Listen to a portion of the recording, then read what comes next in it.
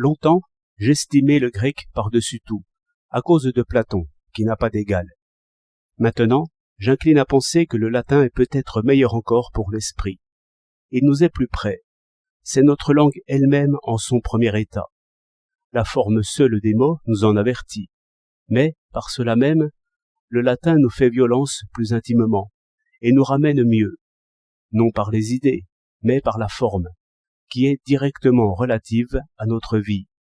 Car le geste, l'attitude, les passions, et enfin toute notre gymnastique musculaire est immédiatement liée au langage. Ainsi, ces fortes ellipses, ces ponts d'un mot à l'autre, ces énigmes virgiliennes terminent nos pensées à la manière du geste, comme fait notre langage paysan. Chacun sait par expérience que ces vraies pensées ont d'abord l'accent de sa province. Pour mon compte, je médite en paysan de Normandie, non en citadin. Mais le latin est plus profondément rustique. Ses pensées sont de pleine terre et ont de l'espérance. Ainsi que je l'ai remarqué souvent, le grec instruit davantage, mais le latin prépare mieux. Je sais assez de latin pour respecter un bon latiniste, et même pour le définir.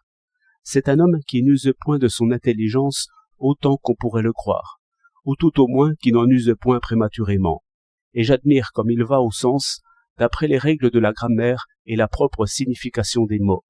C'est une rude leçon, lorsque l'intelligence, ingénieuse et ambitieuse toujours assez, est rabattue sur quelques nœuds de syntaxe.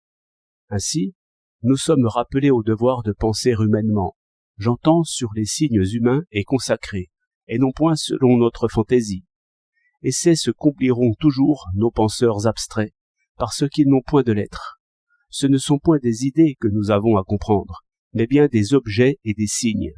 Et les signes sont des objets humains. Et je dirais même que les objets, comme soleil, lune, fleuve ou rose de juin, nous laissent encore trop libres, parce qu'ils signifient trop. D'où une rêverie errante, ou bien d'abstraites pensées, au lieu que le signe humain est sacré.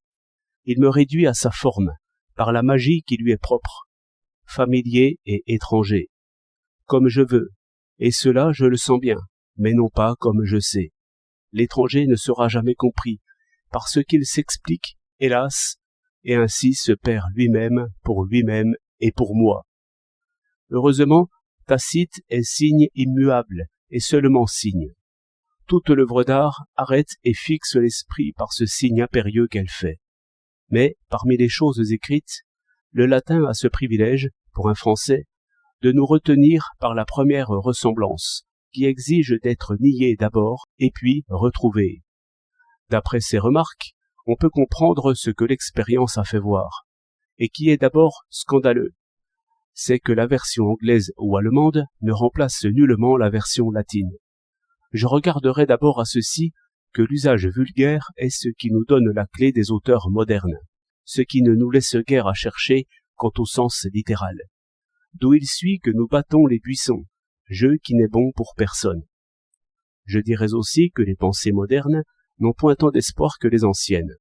On les réfute plus aisément qu'on ne les continue. De là vient qu'il y a une tristesse à lire Shakespeare ou Goethe. J'entends quelque chose de terminé pour nous, au point où nous en sommes.